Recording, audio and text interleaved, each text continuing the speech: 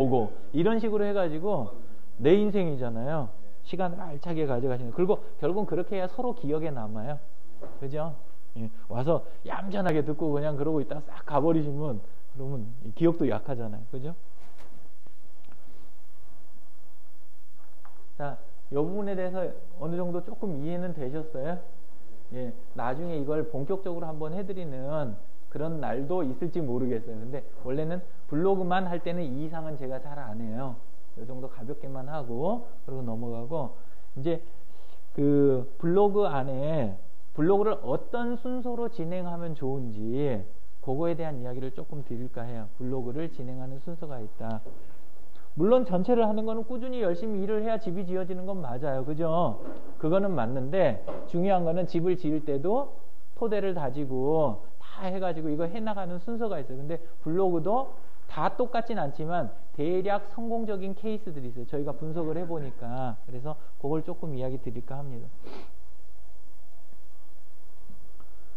블로그를 맨 처음에 시작을 할 때는 이제 블로그 없으신 분들이라든가, 예, 아직 막 손을 안 대갖고 이거 블로그를 그냥 나는 개설만 해놨다, 이런 경우에 이제 쓰실 수 있는 이야기를 드리는 거예요.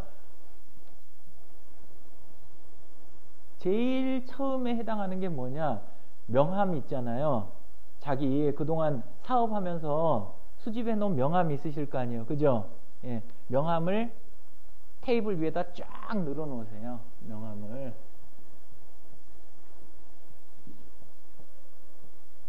그래가지고 안에서 어느 부분을 싹 주목을 해서 보시냐면 이메일 있죠. 이메일 부분을 쫙 보시는 거예요. 안에서. 그러면 이메일의 앞쪽을 보는 게 아니라 골뱅이 뒤쪽을 보는 거예요. 뭔 이야기인지 아시죠? 골뱅이 뒤쪽이 같은 것끼리 싹 나눠 보세요. 이렇게 분류를. 명함을 쫙 놔두고 골뱅이 뒤쪽이 같은 데끼리 싹 모아 보세요. 그러면 덩어리가 똑같을까요? 아니면 다를까요? 다르겠죠. 그죠? 예. 그거에 따라 가지고 뭘 결정하냐? 어디 블로그를 쓸 건지 결정을 하는 거예요. 블로그를 어디 블로그를 쓸지. 안에서 싹 분류했더니 한메일이나 다음.net 있잖아요. 이게 많단 말이에요. 그러면은 블로그를 어디를 운영을 해야 돼요? 대답을 하셔야 제가 하는 맛이 나죠. 그럼 다음 블로그 가야 될 거 아니에요. 그죠? 예. 그 다음에 싹 봤더니 네이버 아이디가 쫙 많아요. 골뱅이 네이버.com. 그러면 네이버에 운영을 하는 거예요. 예? 회사 메일을 많이 쓰잖아요. 그때 하시는 게, 그게 워드프레스라든가 티스토리 이런 걸로 승부하시는 게 좋아요. 그때는. 예. 아니면 구글 있잖아요. 해외 게 많다. 해외 게 많으면 구글, 예, 그쪽 걸 사용을 하시는지. 블로거.com 아시죠? 예, 해가지고 그쪽을 쓰시는지. 요거를 명함 들어놓고 요거 보는 작업이 완전히 장난스러워 보이실지 모르지만 제일 중요한 작업을 하는 거예요. 왜냐? 내 상대가 있는 곳에 가서 사업을 해야 되는데 많은 분들이 블로그를 뭐만 생각하냐면 그냥 전체 노출수만 생각을 하고, 그리고 자꾸 거길 가는 거예요. 아, 네이버 노출 많다더라. 거기 가는 거예요. 근데 상대방들은 하면서도 마음이 안 와요. 실제 검색하러 거기 와요. 다음 많이 쓰시는 분들도 검색은 네이버 해요. 근데 끌리기는 어디에 끌리느냐? 똑같은 것도 다음에서 내가 활동을 많이 하니까 다음 사람이 끌리는 거예요. 해외 나가서도 미국 가서 사람을 만나도 한국 사람 만나면 어때요? 진짜 좋아요? 제일 경계가 된다고 그러던데? 어쨌건 사람이 반응이 같지가 않죠. 반응이 같은 게 아니라 분명히 그쪽에 대해서 내가 오는 감수성이 다르다는 거예요. 그래서 이 작업을 꼭 하고 시작을 하셔야 돼요. 그래서 골뱅이 뒤쪽이 같은 것끼리 묶어보시는 거예요. 그래서 내가 블로그를 둘 포탈이 있잖아요. 포탈이든 아니면 독립으로 갈 건지 개인인지 팀으로 갈 건지 이걸 결정을 하셔야 돼요. 내가 B2C다 그러면은 보통은 포탈에 있는 거 사용을 많이 하게 되고, B2B를 쓰게 되잖아요. 이쪽을 하게 되면 독립을 좀 많이 쓰시게 되는 그런 경향이 있어요. 왜 그러냐면 B2B를 독립형으로 이렇게 하면 포탈에 있는 블로그는, 포탈 블로그는 물론 도메인 걸 수 있어요. 그죠? 요새는 도메인 안 걸리는 데가 없는데, 그럼에도 불구하고 컨텐츠 반출이 안 되는 곳도 있어요. 백업이 어렵거나 잘 안 되는 곳도 있고, 그래가지고 상대하기가 이쪽은 개인 상대하기가 그나마 좋고 그 다음에 이렇게 하게 되면 사실은 블로그하고 우리 옛날식의 홈페이지가 갖고 있는 고유한 펑션 있죠. 이런 것들을 제공을 동시에 할 수가 있어요. 그러면은 홈페이지하고 블로그로 분산되는 힘을 하나로 해결을 할 수가 있거든요. 그래서 이쪽이 좋다. 개인들 상대한 데는 이렇게까지 할 필요가 없어요. 오히려 이거에 대해서 거부감 갖는 경우도 많아요. 근데 요새 그거를 많이 줄여주는 게 소셜 댓글 있잖아요. 네, 그 중에서도 페북 댓글 같은 거. 요 기능만 안에다 독립 블로그 경우에도 안에 이것만 들어가게 되면 그러면 상당히 활동할 수 있는 영역을 넓히실 수도 있어요. 그래서 1번이 이 작업이다. 1번이. 두 번째는 내가 결정한 포탈을 중심으로 해서 블로그를 지지해줄 기둥을 박는 작업 있잖아요.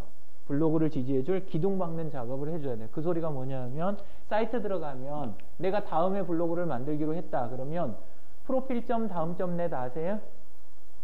모르세요? 처음 들으세요?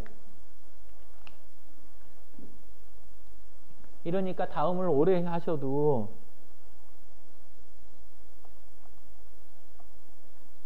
자꾸 이 효과가 생각만큼 안 나는 거예요. 원래는 다음을 쓰려면 제일 먼저 갔어야 되는 곳이 여기예요. 예. 이게 안 되니까 카페를 해도 블로그를 해도 사람들이 연결이 안 되고 공중에 붕 뜨는 이유가 이거 하나예요. 프로필.다음.net 들어가고 얼굴 사진 걸고 이름 실명으로 딱 바꾸고 그 다음에 안에서 연락처라든가 기본을 딱 세팅을 하고 나면 그러고 나면 카페에서 활동을 하던 블로그 활동을 하건 일치돼 가고 힘이 하나로 딱 모이잖아요. 그러니까 첫 번째가 프로필 작업이에요.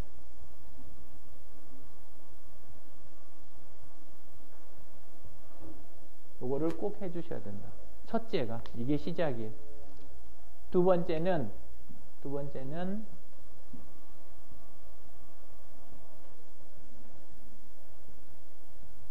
관련된 커뮤니티들 찾아내 가지고 가입하는 작업들.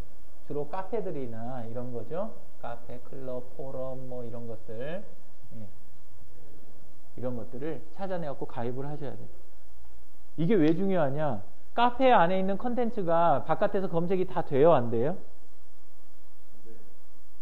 일부러 열어준 거 검색 엔진 노출하겠다고 해갖고 게시판이라든가 이걸 완전히 열어준 것들 제외하고는 바깥에서 검색을 하면 카페 안에 있는 건 검색이 안 돼요. 진짜 검색 전문가들은 기본 남들 하는 검색을 하는 게 아니라 해당되는 커뮤니티들을 찾아내갖고 커뮤니티 검색을 반드시 병행을 해요.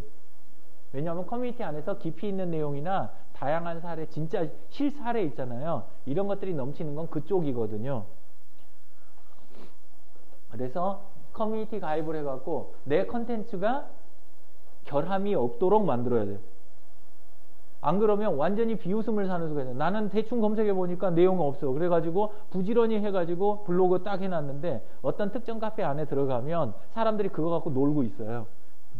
웃기고 계신다고 이런 식으로. 왜냐하면 거기 있는 사람들은 아까 이야기 드렸죠. 사람들이 많이 모여 있으면 커뮤니케이션이 증가한다 그랬잖아요. 커뮤니케이션이 증가하면 점점 깊어지는 그런 특성이 이렇게 만들어지는 거예요. 그러면 내가 다룰 때는 그냥 하는 줄 알았는데 꽤 개인으로서는 깊은 줄 알았는데 안에 들어가보면 어마어마한 게 있는 경우가 있는 거예요. 그래서 커뮤니티 이건 필수예요.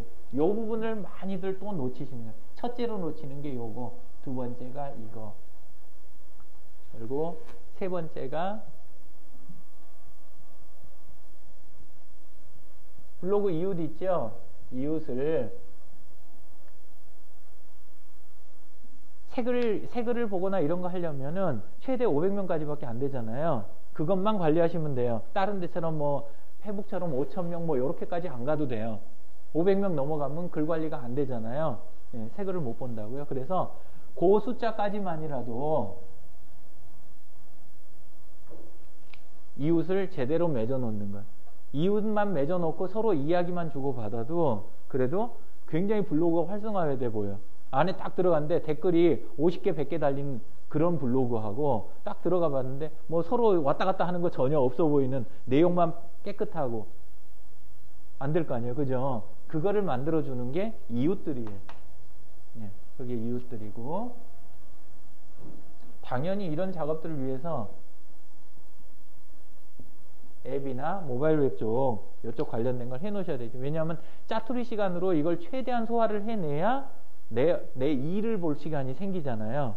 근데 컴퓨터에서 이 작업하는 걸 자꾸 블로깅하는 거를 컴퓨터 쪽으로 이렇게 해버릇을 하시면 짜투리 시간에는 딴짓하고 그 다음에 막상 내 거 긴 시간 있는 이걸 자꾸 쪼개서 쓰게 되는 거예요. 블로그 쪽으로.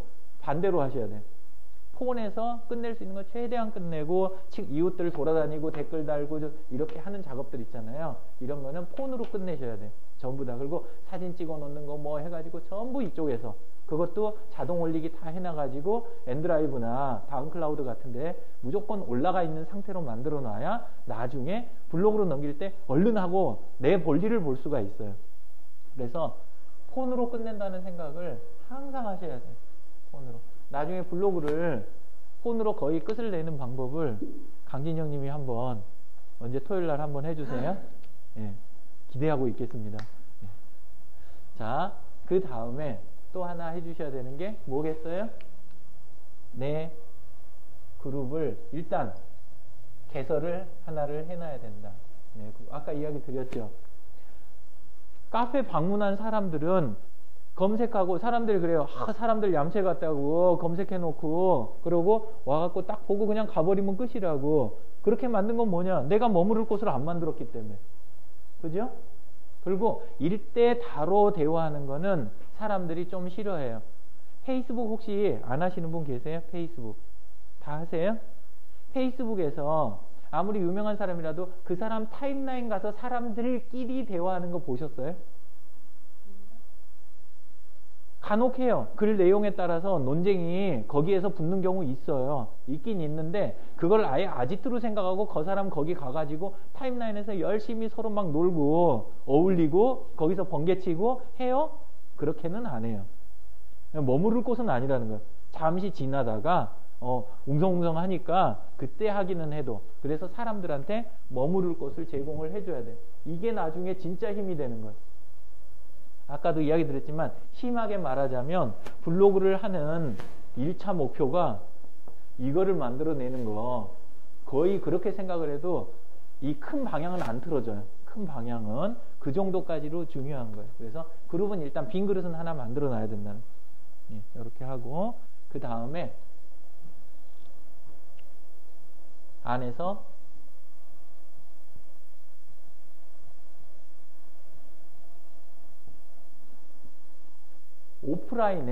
오프라인에 나랑 관련된 사람들이 있잖아요. 그런 내 사업하고 관련된 사람들 모임이 있다 그러면 부지런히 쫓아다니죠.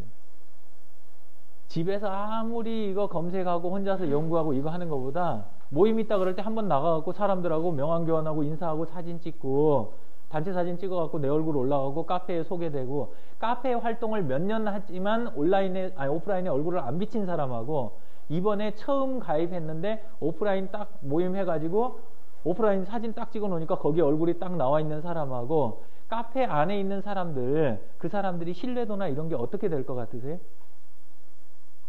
물론 글이나 다른 걸로 열심히 온라인에서 공들여갖고 하는 경우도 있겠지만 그 시간은 다 어떡할 거예요. 그죠? 근데 오프라인 한번 딱 가갖고 매번 할 때마다 얼굴이 있으면 여기서 모임하니까 모임 참여하시기가 어떠세요?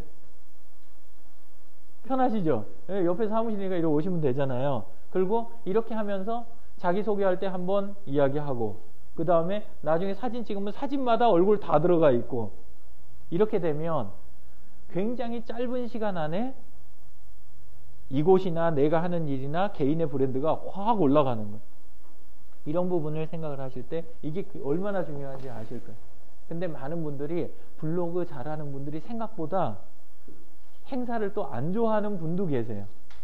잘 못 어울리는 분. 안 오진 않아요. 왜냐? 나오면 사진도 찍기 좋고 거리를 얻는 거를 좋다는 그거는 대부분 블로그 오래 하다 보면 다 이해를 해요. 그러니까 가기는 하는데 가갖고 어울리지를 못해요. 그리고 판단을 잘 못하시는 분들이 좀 계세요. 예를 들자면 남들 모이면 제가 사진 찍을게요. 그래갖고 가갖고 자기는 사진 찍어요. 그럼 사진에 자기 있어요? 없어요? 없어요. 그리고 또 하나가 뭐냐면 사진 좀 찍자 그러면 저는 저기 좀 제대로 한 거 아닌 사진은 절대 안 올려요 이러면서 막 관리하겠다고 이러는 사람이 있어요. 근데 그러면 안에 있는 사람들이 전부 다 그러지 말고 오세요. 뭐 여기 가운데로 오세요. 자꾸 그러면 자기는 굉장히 그 대접받는 줄 알고 이렇게 갖고 하는데 속으로는 남들이 다 욕하거든요. 얼른 왜냐하면 그때는 되게 찍고 갈 시간이잖아요. 근데 뒤에서 버티고 이걸 해가지고 하면서 계속 분위기를 흐리는 거예요. 근데 블로거 중에 그런 분들이 많아요, 적어요? 생각보다 많아요. 은근히. 또 여자분들이 잘 그래요. 안 그러는데 왜 맨날 제가 예? 그건 이게 워낙 강하니까 본인 그룹이 강하고 본인이 주체자이기 때문에 그래서 이제 그런 필요성을 적게 느끼는 경우도 있어요. 그리고 포스팅을 본인이 직접 잘 하니까 그러긴 하는데 이 부분 생각을 잘 하셔야 돼요. 이런 작업들이 깔린 상태에서 이제 비로소 블로그를 시작할 준비가 됐다라고 하는 거예요. 비로소 이 작업이 깔려야. 그래야 내가 안에다 포스팅하는 거 하나하나가 한 톨도 안 떨어지는 거예요. 밖으로 안 새고 완전히 고스란히 힘으로 바뀌는 거예요. 마켓 안에서의 영향력으로 바뀌게 된다. 세 번째가 기반 콘텐츠.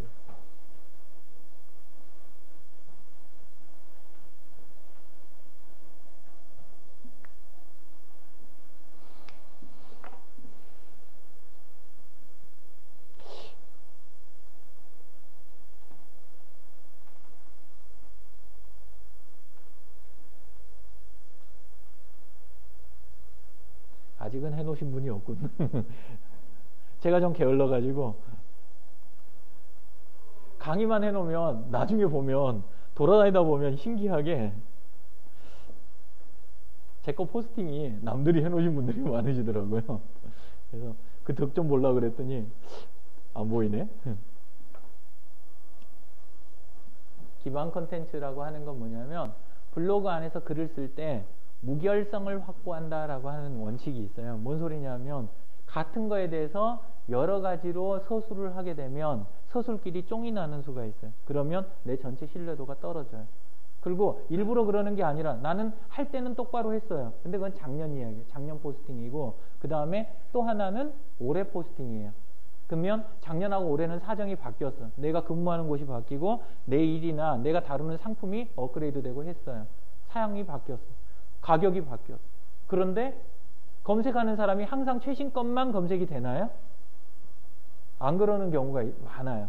왜냐하면 링크 타고 들어오는 경우가 있고 그 다음에 다른 데서 검색했을 때 다른 키워드로 했을 때 엉뚱하게 걸려드는 경우가 있어요. 내가 의도하지 않은 걸로. 근데 최신 게 그 경우에 키워드가 빠지고 옛날 게 걸리는 경우가 있어요. 그러면 이게 사업에 영향을 어떻게 미칠까요? 상당히 안 좋은 일을 만들어낼 때가 있어요. 이번 해갖고 금액 올려놨는데 옛날 걸로 안 준다고 해갖고 한바탕 붙어버리면 그럼 블로그 몇 달 몇 년 한 게 한 방에 날아가는 수도 있어요. 이미지가. 기반 컨텐츠라는 건 뭐냐 하면은 컨텐츠를 블로그가 로그다 보니까 일지다 보니까 시간에 따른 흐름을 사용을 해요. 보통. 그죠? 우리는 시간에 따른 흐름을 사용하는데 이게 문제가 뭐냐면 한 줄로 쭉 서다 보니까 구조화가 안 된다는 거예요. 원래 웹은 월드와이드 웹 할 때 웹은 거미줄이잖아요. 그죠? 컨텐츠하고 컨텐츠를 하이퍼링크로 완전하게 다 묶어 놓은 거, 예를 들자면 서비스와 서비스를 다 묶어 놓은 거, 사람과 사람을 다 묶는 거, 그걸 웹이라고 부르는 건데, 근데 막상 내가 쓰는 거는 웹하고 좀 상관이 없는 그냥 내용의 나열이란 말이에요. 이메일처럼 밋밋한. 이렇게 해놓고 사진 있고 글 있고 뭐하고 하니까 됐다. 아닌 거예요. 중요한 거는 구조화한 거예요. 이제 하는 방법을 이야기를 드리면 여기에서 굉장히 좋은 콘텐츠가 많이 나오기도 해요. 뭔 소리냐면 좀 좁다.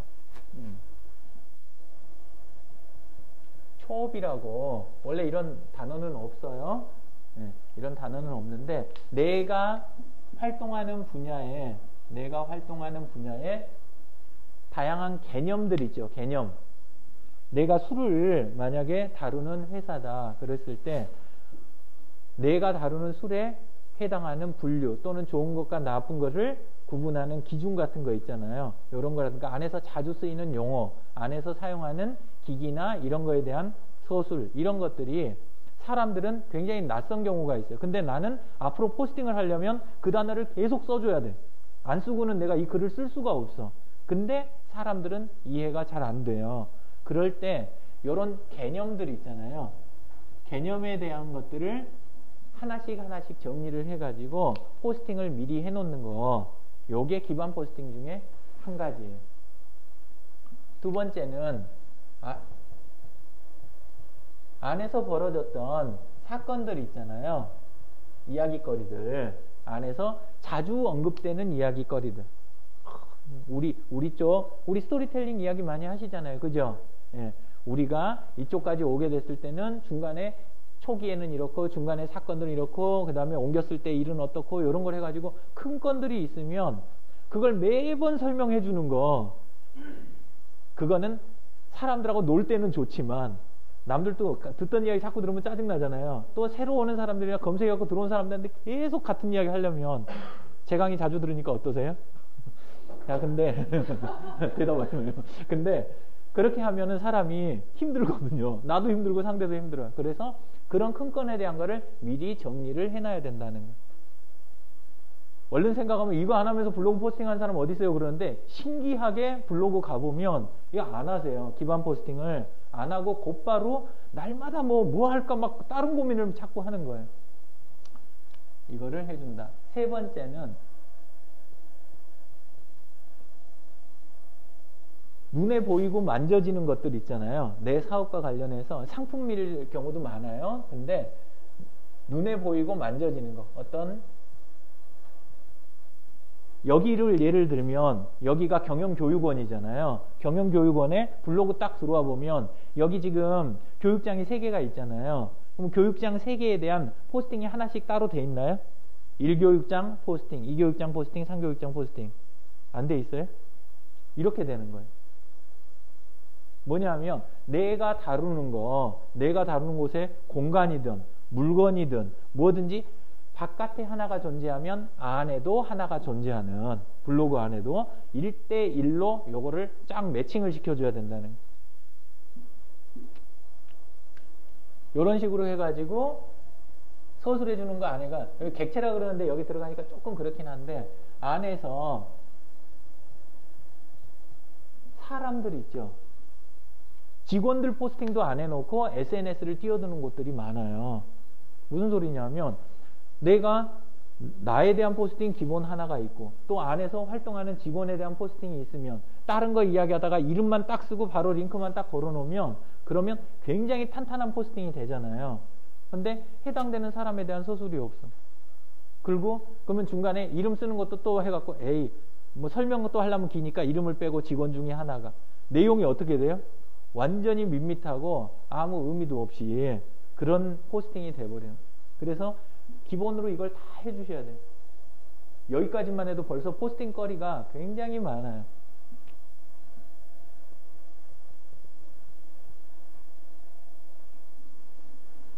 그 다음이 뭐냐면 제휴 있잖아요. 나랑 제휴되어 있는 외부에 있는 객체들과 우리의 관계에 대한 부분, 이게 서술이 쭉 돼 있어야 돼요.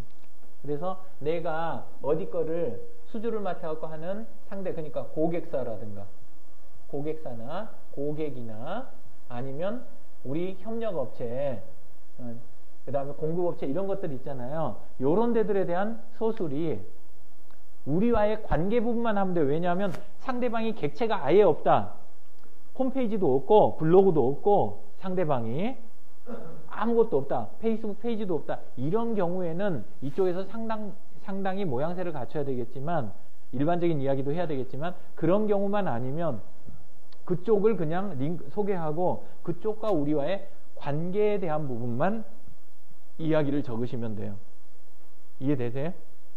상대방 이미 홈페이지 있는데 내가 거기 홈페이지 있는 걸 다 그대로 또 쓸 필요가 없잖아요. 그 링크만 딱 놓고 어떻게 해서 그쪽과 우리가 어떤 관계를 유지하고 있는지, 그리고 그 관계가 일반적인 다른 관계와 어떻게 다른지 차이점만 서술을 하면 돼요. 차이.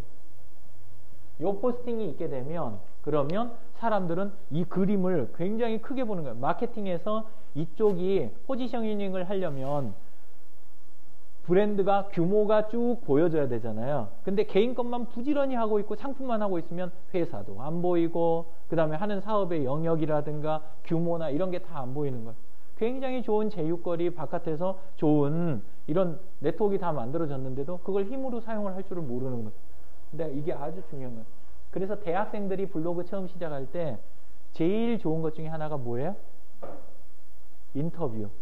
예, 그러니까 자기가 가고 싶은 그 분야 있잖아요. 하고 싶은 창업이든 취업이든 하고 싶은 분야에 사람들 찾아가서 인터뷰하는 거 대학에서 일부러 뭐 해주는지 알아요? 굉장히 똑똑한 교수님들은 일부러 기자증을 만들어줘요. 블로그 기자.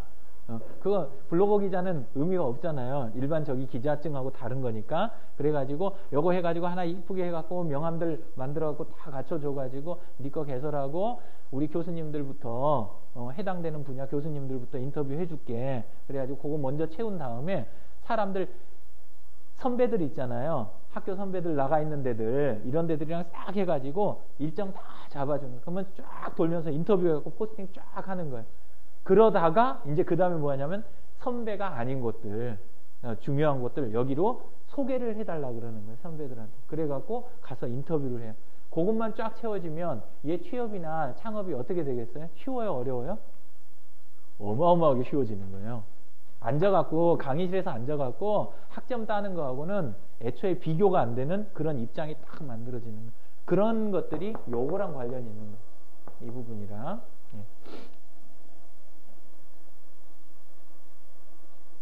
근데 굉장히 많이 하는 분들조차도 이 단순한 거를 써보지도 못하고 고생만 하는 분들이 굉장히 많다.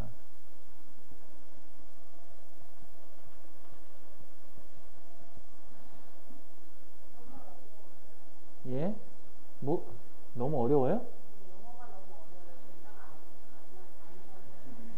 프로시저 코딩 하시잖아요. 예? 초업이라고 그냥 외우세요. 초업. CHORP 초업. 초업. 예. 그럼 그냥 한글로 해서 외우셔도 되고 메모해서 각자 외우고 싶은 쪽으로 외우세요. 프로시저는 뭐냐면 뭐뭐 하는 요령. 말 그대로는 절차, 순서에 입각한 절차 이런 것들인데 예를 들자면 안에서 구매하는 절차, 우리한테 주문하는 거 있잖아요. 주문하는 요령 또는 안에서 문제가 생겼을 때 반품하는 요령, 문의할 때 문의하는 요령, 하다못해 안에서 간단하게 손만 보면 되는 거 이런 것들을 소모품 교체하는 요령 이런 거, 그 다음에 작은 이상이 생겼을 때 이런 거를 뭐뭐 하는 요령 이런 것들 있잖아요. 사실 기밀이 아닌 거는 내부 절차들을 그냥 여기다 서술하셔도 괜찮아요. 이런 식으로 해가지고 안에서 절차들이 싹 오픈이 돼 있으면 그러면 굉장히 투명해요. 또 뭐뭐 하기 해놓고 링크만 이걸로 다 걸어주면 돼요. 왜 이게 중요하고 무결성을 불러오게 되냐, 요걸 먼저 포스팅을 하게 되면 만약에 나중에 제1강의실 있잖아요. 제1강의실에 바깥에 전원 공사를 싹 했어요. 예, 그러면 1강의실 포스팅 들어가 가지고 해당되는 거 그거를 딱 찍고 요거 해갖고 딱 연결해갖고 1강의실 상태 이렇게 해놓으면 기존의 1강의실로 하이퍼링크 돼 있는 거 있잖아요. 그건 다 어떻게 돼요? 내용이 자동으로 최신께 뜨잖아요. 그죠? 그러면은 전체 내용에서 1강의실하고 여기저기 포스팅돼 있던 거 바깥에 했던 거 다 아무 문제 없이 딱 해결이 나는 거예요. 가격, 상품을 특정 상품을 하나를 따로 포스팅을 딱 해놨으면 들어가서 그것만 변경되면 모든 링크되어 있는 게 아무 문제가 없게 되는 거예요. 근데 작년에 포스팅한 거 또 언제 해놓고 또 해놓고 해놨을 때 그때 문제가 생기는 거예요. 이해되세요? 기반 포스팅이 어떤 역할을 하는지? 너무 어려운가요? 어려우신가 본데? 이 작업이 먼저 밑에 깔려야. 근데 이거를 어렵게 생각하실 게 아니라 처음에 뭐 포스팅하지? 이런 고민하는 분들이 사실은 더 많아요. 그때 이거 그냥 하시면 돼요. 그때 요거를 하시면. 예. 수부 이렇게 해놓고 적어봐야 되는데요. 예? 적어봐야 되는데. 매핑 해보시면 돼요. 마인드맵 요즘 OK 마인드맵 같은 거 딱 열어놓고 예, 딱 해놓고 해당되는 거 쓰고 싶은 거 딱 미리 해갖고 아니면 엑셀 같은 데다가 한 줄에 하나씩 해갖고 C에 해당하는 건 우리는 뭐가 있지? O에 해당하는 건 뭐가 있지? 이렇게 해갖고 싹 나열해서 그거 포스팅 시작하면 빨리도 할 수 있고 그 다음에 뭐 하고 뭘 안 했는지 판단할 수 있잖아요. 뒤에다가 한 칸 더 만들어서 엑셀 칸 해갖고 내가 포스팅한 거 주소 이렇게 넣으면 되잖아요. 그죠? 그러면 딱 한 장이면 깨끗하게 정리되잖아요. 그죠? 예. 시트로 구글 시트 같은 거 쓰시면 되고. 네. 잘돼 있는 블로그를 보면 이해가 돼요. 예? 그거를 잘돼 있는 블로그를 좀 소개해 주시면 잘 돼 있는 블로그요? 이거를 적용시켜서 예. 소개되어 있는 블로그를 보면 좀 V코리아 가서 보시면 돼요. V코리아. 근데 자기 분야 거 자기가 해야지 다른 분야 거는 백날 보셔도 별 저기 느낌이 안 와요. 저희 쪽은 분류돼 있는 거대로 포스팅을 다 링크를 해놨어요. 그거 자체가 나중에 메뉴가 되잖아요. 그죠? 그리고 안에서 저희는 도구 언급을 많이 해요. 그러면 도구는 도구 하나씩 해가지고 다 돼 있어요. 안에서 움직이는 프로젝트에 대한 건 하나씩 포스팅이 다 돼 있어요. 안에서 사람들끼리 묶어가지고 움직이는 거에 대한 포스팅. 이런 식으로 안에서 책 냈던 거 책 한 권 한 권에 대한 포스팅. 이런 식으로 해가지고 기본 포스팅 돼 있는 거를 딱 해서 클릭을 하면 특정화돼 있는 그 블로그로 딱딱 연결이 다 되잖아요. 그죠? 이렇게 돼 있고 저희가 안에서 사용하는 논리라든가 이런 것들도 행사는 행사별로 해가지고 다 돼 있고 각각의 건이 터질 때는 건별로 그 다음에 안에서 예?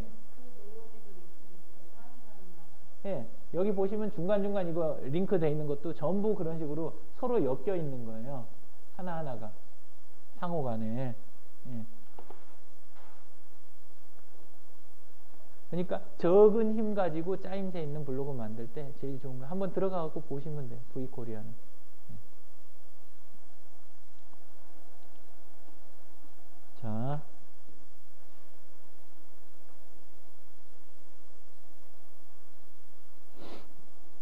여기까지 해서 기반 컨텐츠 요거를 만들었을 때 아주 이제 그 다음에 유용한 부분이 뭐냐면 오프라인하고 내 블로그를 묶는 작업이 있잖아요. 이 작업을 꼭 해주셔야 돼요.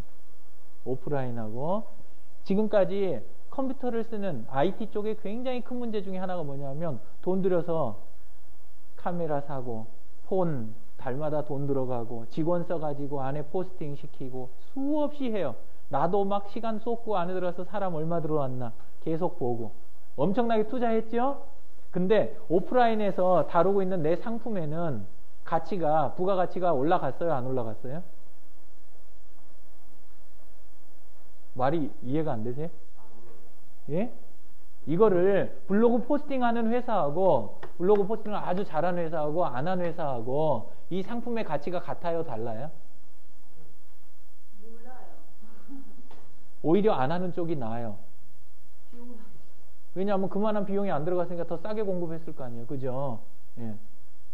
안 하는 쪽이 낫다고요. 근데 실제는 하지 말라는 얘기가 아니고 이거를 그쪽이 이것과 관련된 이거를 보수하는 방법이라든가 간단하게 보수하거나 아니면 뭐 이걸 갖다가 활용하는 거 그리고 이걸로 여러 가지 다양한 형태의 진을 짜는 거 이런 거에 대한 다양한 방법들이 QR코드 하나로 딱 붙어 있다면 그죠?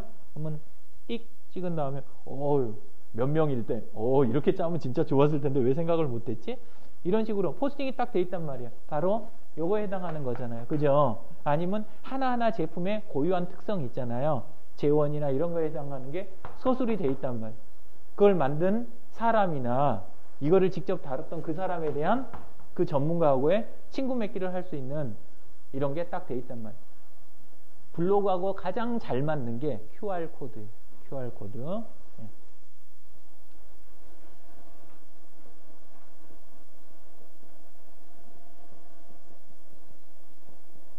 이거를 100% 활용을 해 주셔야 돼요. QR코드 스티커를. 그렇게 해서 내가 고생한 거 이거를 곧바로 오프라인에서 내가 하고 있는 서비스나 상품의 가치를 직접 높이는 데 써야 돼. 자꾸 뭐만 생각하냐면 블로그 그러면 홍보만 생각을 하는 거야.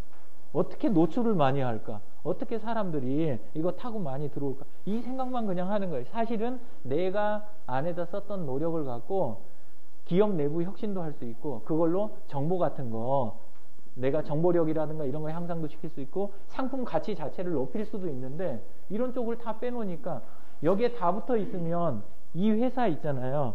여기 와갖고 여기 앉아서 교육 받으신 분들 이 책상 다음번에 자기도 사고 싶겠어요? 안 사고 싶겠어요?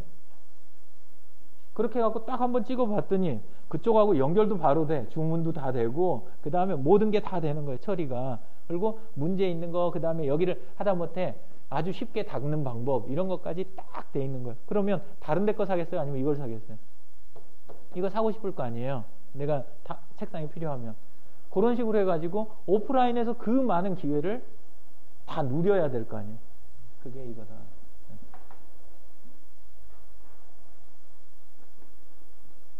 QR코드하고 이쪽에 대해서는 질문 없으시죠? 예. 다들 기본적으로 만들어 갖고 다들 쓰고 계실 테니까. 예. 그래서 그쪽 만드는 방법 그래서 알려주세요. 네? QR코드 만드는 방법 그래서 알려주세요. 다음번에 그건 진영님이 할 것 같은데. 예를 들어서 이건 어느 분이냐? 예. 이분 거 QR코드를 만드는 방법. 만들었잖아요. 한 키 쓰시면 돼요. 한 키. 한 키라는 자그만 이 프로그램이 있는데 거기에 있으면 모든 하이퍼링크나 이런 것들 그거를 키 한번 누르면 바로 QR코드로 만들어요. 그러면 가서 바로 다른 이름으로 저장. 그냥 쓰시면 돼요. 예. 끝. 됐어요? 예. 한 키 쓰세요. 한 키. 이거보다 빠른 방법은 현재까지는 없어요. 예. 가장 빨라.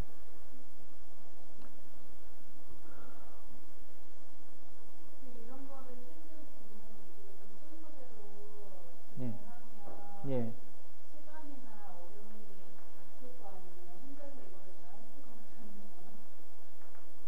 어떻게 이겨요? 이거를 이해하고 하는 게 훨씬 더 빨라요.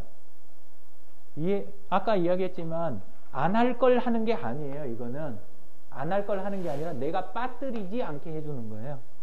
근데 이제 뭘 배우면 사람들은 처음에는 배워야 하지요. 배워야 질문도 하죠. 처음엔 그러고 배운 다음에는 아 이제 너무 머리가 복잡해졌어요. 하기 싫어졌어요. 이렇게 한단 말이에요. 근데 실상은 안 할 걸 하는 게 아니라 꼭 해야 할 걸 하시라게 하는 거예요. 여기 있는 거는. 그리고 나중에 가서 시간 낭비 안 하게. 여기 프로필하고 페이스북 그룹 만드는데 몇 초 걸려요? 200명 될 때까지는 그룹명 바꿀 수 있으니까 그룹명 고민도 할 필요 없어요. 개설하는데 30초 걸려요. 이거 하는데. 프로필 이거 아까 보셨지만 사진 하나 올리고 이거 채우는데 다 해갖고 몇 분이나 걸리겠어요. 그죠? 예. 다 보시면 요게 조금 걸려요. 커뮤니티 가입 이거 있잖아요. 리스트 여기저기 포탈들 딱 찾아가지고 해당되는 커뮤니티하고 가입 신청하고 이거 하는데 꼬박 보통 어지간한 사업이면 하루는 온전히 다 들어가요. 완전히 하루가 꼬박 다 들어가는 작업이 이 작업은. 근데 때로는 블로그 포스팅 하나 하는데 하루 걸리기도 해요. 그러니까 너무 막 이걸 어마어마하다고 생각하실 필요 없어요. 이거 다 작업한다면 안 돼요. 어디서 검색해요? 예? 사진은 어디서 주로 검색해요? 아까 위에서는 명함을 골뱅이 뒤에 있는 것만 골라서 예. 블로그를 개설했잖아요. 예, 예. 제가 블로그 다음에 있으면 예. 다음 카페를 해야 보통은 오프라인 쪽 커뮤니티에 대한 리스트를 사업을 하시는 분들이면 대부분 다 가지고 있어요. 내 지역이라든가 나에 관련된 단체나 그것도 없으면 이제 그건 사업을 아직 해보신 분이 아니시고 오프라인 쪽에 그게 있으면 그걸 가지고 온라인 쪽에서 관련된 1차 키워드로 삼으시면 돼요. 검색을 하면 요새는 어지간한 데들이 온라인 안에다가 페이스북 그룹 아니면 페이지 뭐 해가지고 개설들을 꽤 해요. 그래서 그걸로 검색을 1차 하시는 게 좋아요. 그래야 실질적인 게 검색이 되고 그걸 안 하고 들어가서 이제 하기 시작하면 한도 끝도 없어요. 근데 이제 리스트가 너무 많을 때 잘라내는 방법은 있죠. 최근 글, 그 다음에 규모가 너무 작은 거, 이런 것들을 쭉 봐갖고 추려내고 나면 그냥 엑셀 시트 한 장 있잖아요. 요 한 장 분량이면 그럼 어지간한 데는 끝나요. 어떤 데는 온라인에서만 활동하고 오픈 모임 안 하는 곳, 이런 거는 별로 상대할 필요가 없어요. 어디요? 그러면 그 사업을 하면 안 돼요. 진짜예요. 생각을 해봐요. 사람들이 그거에 대해서 관심도 없고 해당되는 사람들끼리 뭔가 해결할 과제도 없는데, 근데 내가 뭘 한단 말이에요. 그건 내가 완전히 뭘 하고 있냐면 사업이 아니라 그냥 내 즐거운 예술 활동을 하나를 하고 있는 거죠. 예. 그 오프라인에서 이제 사업하는 사람들이 이제 대박이 난 사람들이 있단 말이에요. 예. 그런 사람들은 이제 뭐 실력일 수도 있고, 예. 운일 수도 있고, 뭐 직관일 수도 있고. 예. 온라인에서 보면 기존에 이런 이론이나 이런 거 없이 그냥 우연히 했는데 뭐 잘 된 카페들 뭐 이런 것도 있거든요. 예. 근데 그런 그 오프라인에서 그런 뭐 직관이나 운이나 뭐 그런 그 변수 같은 게 온라인에도 있거나 사례가 있을 것 같습니다. 우리가 이해를 못하고 공부가 안 돼 있으니까 우연히 터졌다고 생각을 하는 거예요. 실제는 정확하게 이유가 다들 있어요. 예. 그래서 원래 천지인이라는 이야기 많이 들으시죠? 천지인이 뭐예요? 천지인이? 예? 천지인이 뭐예요?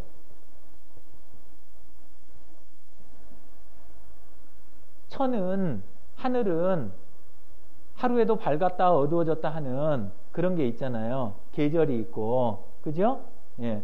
그리고 흐름이 있잖아요. 그래서 흐름과 주기, 그 다음에 어떤 트렌드 같은 거, 이런 것들이 이제 경향이라고 하잖아요. 이런 것들을 가지고 상호작용하면서 움직이는 거, 이거에 대한 파악이 1번인 거예요. 천지인 그러면 어떤 사람들은 되게 고리타분하다고 생각하는데 아주 짧은 단어 같고 이건 비즈니스에서 기본인 거예요. 천지인을 보는 거는. 예, 그래서 1번은 이런 걸 가지고 하는 거. 지인은 뭐냐 하면은 변화하기는 하되 주기가 너무 길어가지고 변화로 잘 안 보이는 거. 고정돼 있는 것처럼 보이는 거 있잖아요. 예, 그래서 요거는 주로 환경이라고 부르는데 요거에 대한 부분, 이거를 파악을 하는 거예요. 주로 실제는 고정은 아니에요. 고정되어 보이는 거라고 하는 거예요. 고정되어 보이는 거.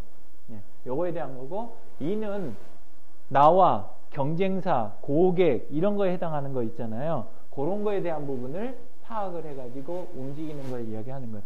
사업에서 성공할 때는 천지인이 아구가 딱 맞았을 때 그때 하는 거예요. 우연이라고 하는 거는 그거 뭐냐면 사람이 나는 방송에서 들었는데 저 단어 땡기네? 그 사람은 그렇게 해가지고 대박이 났을 수 있어요. 근데 실제는 뭐냐면 방송에 그게 나오고 사람들이 그 단어를 기자가 그걸 쓰고 사람들이 그거 갖고 웅성웅성 떠드는 거는 그게 이런 거에 맞는 거잖아요. 그죠? 그래서 그게 맞아가지고 하는 거예요. 안치현 대표님이 할 때 이번에 새로 만드는 프랜차이즈 이름을 포텐이라고 지었잖아요. 포텐 터진다고, 포텐. 근데 그럴 때 우리는 그냥 순간적으로 그냥 딱 나온 건데 그 방송보다 그거 이제 이름을 정하셨다고 그래요. 그거 했나 보다. 근데 그게 아니라 뒤에는 이런 게 깔린 거잖아요. 그게 맞아 떨어지는 그런 게. 그래서 요거에 대한 게 제일 촉발 요인으로 해당하는 게 요거에 해당하는 거고, 온라인하고 오프라인에서 성공 요인은 1차 성공 요인하고 2차 성공 요인인데 1차로 제일 많이 보는 거는 자본력, 기술력, 그 다음에 네트워크, 그 다음에 브랜드. 이거의 결합이에요. 대박이라고 하는 것들은, 대박은 전부 이 4개의 결합이에요. 근데 그 사람이 대박 터진 거는 뭐냐면 대부분 4개 중에 하나만 갖고 있던 사람인 경우가 많아요. 초기에. 그러니까 나는 뭐만 가지고 있다. 그러면 대박 아니에요. 그거는. 그죠? 근데 이것만 가지고 나머지를 완전 무시하고 이것만 가겠다 그러면 대박이 아니라 쪽박이 되는 거죠. 그죠? 예, 근데 그걸 가지고 했을 때 이거하고 맞으면 이게 상호작용해 갖고 이거랑 2개가 맞아 떨어지면 다음 것들이 연결이 쉽게 되는 경우가 있어요. 일부러 찾아갖고 이걸 정확하게 챙기는 사람이 있어요. 사업이 대기업이나 규모 큰 데들이나 이게 T이시는 분들은 이걸 일부러 찾아요. 내가 갖고 있는 게 지금 기술이구나. 그러면 기술에 집중 안 해요. 기술과 콘텐츠 내가 블로그다 그러면 곧바로 찾아내는 게 누구냐면 이름이 많이 있는 사람 누굴까 얼른 찾아가지고 거기랑 붙는 거예요. 빨리 연결을 하고 그 다음에 사람들하고 연결하는 이런 부분이 있으면 얼른 하고 그 여의도에 대박이 났던 양복점이 한 군데가 있어요. 예, 근데 기술은 진짜 좋으세요. 기술이 진짜 좋은데 잘 만들어요. 근데 생각보다 잘 안 됐어요. 왜냐하면 돈이 없어갖고 건물 지하에다 하나 얻어놨는데 그 건물 사람들 말고는 여기를 모르는 거예요. 근데 어떻게 했을까요? 순복음교회 가가지고 조용기 목사 옷 있잖아요. 이거를 그것도 해가지고 이걸 한 거예요. 그거 다 해봐야 최고급 이걸 해갖고 다 해봐야 몇 백이 들었겠어요. 몇 천이 들었겠어요. 그죠? 예, 바깥에다 광고하고 뭐하고 했던 거 다 안 됐겠죠. 근데 해가지고 제가 사시사철 해갖고 이거 딱 해갖고 딱 대드린다고 딱 그래갖고 한 거예요. 뭐 하냐면 상대의 브랜드를 이용한 거잖아요. 그죠? 예. 그러고 나서 뭐 하냐? 교회 다니면서 안에 있는 사람들 있잖아요. 그 실업인 연합회, 교회 안에 있는 실업인 연합회 거기 가가지고 가만히만 있어도 옆에 있는 사람들이 이 사람 소개할 때 뭐라고 소개해요? 양복해준 그 사람 이렇게 하니까 옆에 네트워크가 줄렁줄렁줄렁 엮이잖아요. 그죠? 이거 하니까 어려운 때 딱 되니까 사람들이 그러면 좀 이번에 자리 좋은 데로 옮기시죠. 이런 식으로 해가지고 이게 딱 붙는 거예요. 뒤에가 저희 건물 지하에 또는 저희 건물 1층에 뭐 좋은 자리 났는데 같은 교회 다니시니까 이렇게 갖고 이번에 옮기시죠. 이렇게 풀리는 거예요. 근데 이런 거를 사람들이 어떻게 생각하냐면 자꾸 우연이 됐다고 생각하는데 우연이 아니라 정확하게 이 네 개의 결합이 대박을 만드는 거예요. 근데 어디 가도 대박 공식을 이야기를 안 해줘요. 예. 그리고 요거하고 꼭 함께 움직여야 되는 게 이거예요.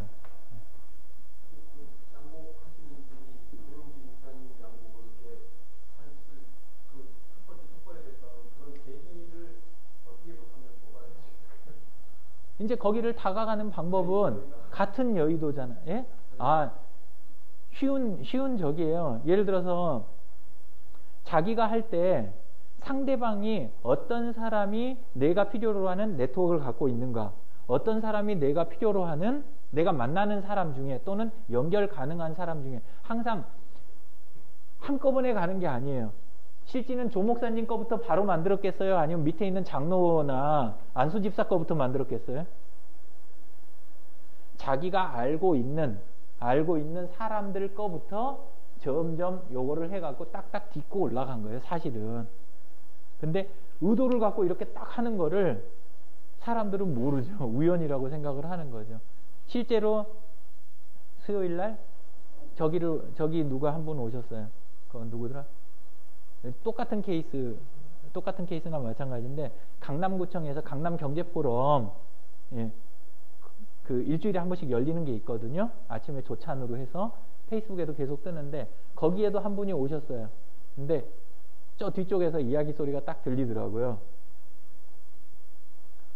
유영진 씨 강의복 하나 만들어줘라고 그 사람 보고 그 이야기 하고 있더라고요. 들은 척하면 꼭 저도 달라는 것 같으니까 말 안 했죠. 말 안 했는데 원래 와가지고 강사들 있잖아요. 강남경제포럼에는 꾸준히 나오시는 분이에요. 그러면 안에서 유명 강사들 이렇게 딱 소개돼 갖고 앞에서 강의할 때 그 사람한테 해주는데 똑같이 해주면 안 돼. 달라야 돼.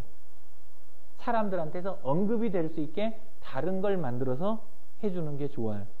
한 번 다르게 만드는 건 크게 어렵지 않잖아요. 비용이 많이 증가하는 것도 아니에요. 근데 해가지고 튀게 그렇게 해주면 딴 사람들이 특별하다.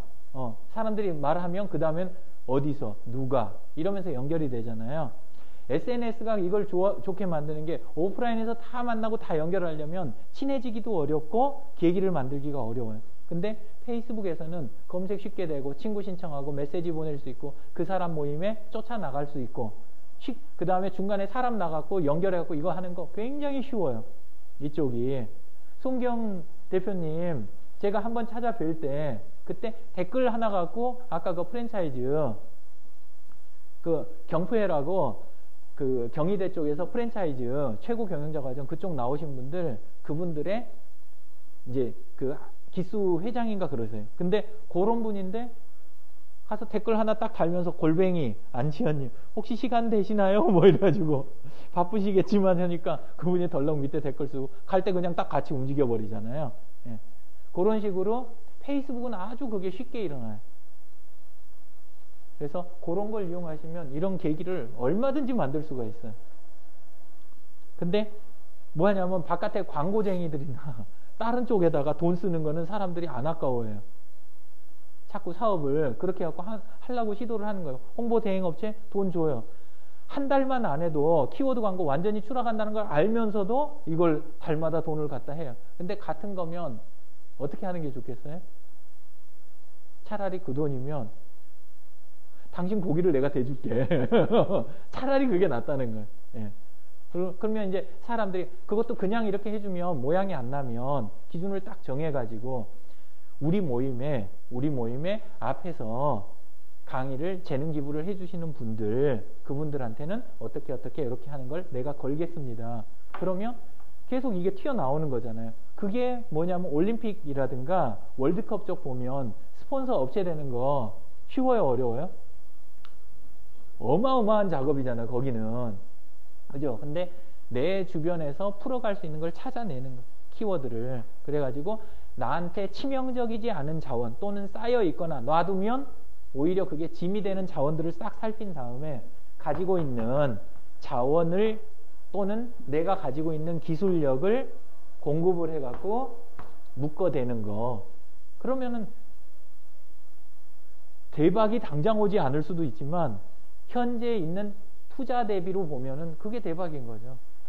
근데 블로그나 커뮤니티 지원해줄 때 예. 항상 보면은 그냥 그 상태로 그냥 체험만 하고 끝나는 경우가 많잖아요. 컨텐츠나 이런 것도 예. 나쁘게 생기거나 안 생기는 경우가 많거든요. 예.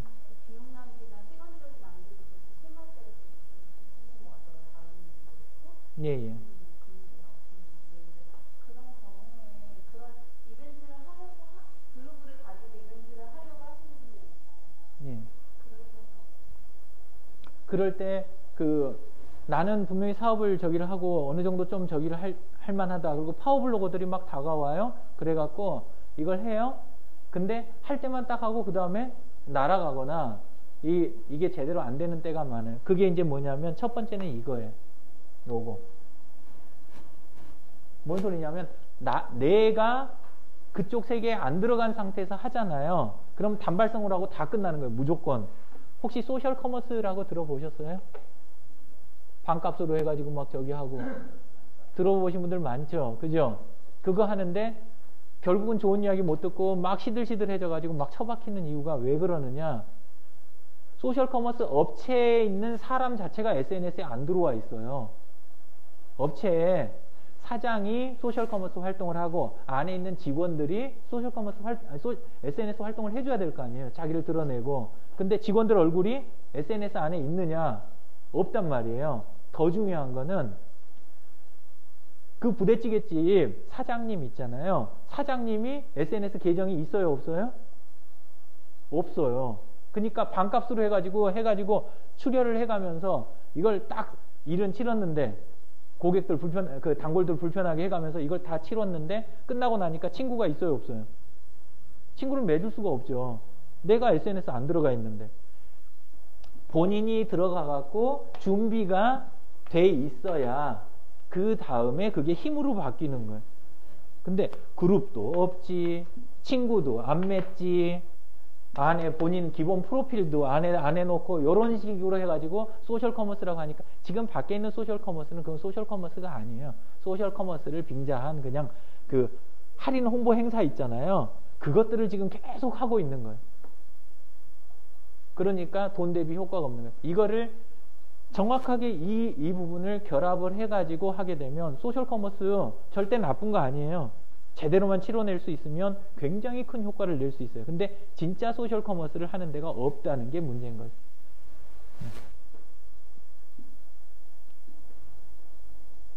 요것만 지키면 그러면 정확하게 이게 되죠. 그리고 안에서 행사 같은 거 치르고 했을 때 그 기록들이나 이런 것들이 정확하게 그쪽 거가 컨텐츠로서 딱 남아줘야 돼. 그래야 그 다음이 있는 거죠. 5분 쉴까요? 예.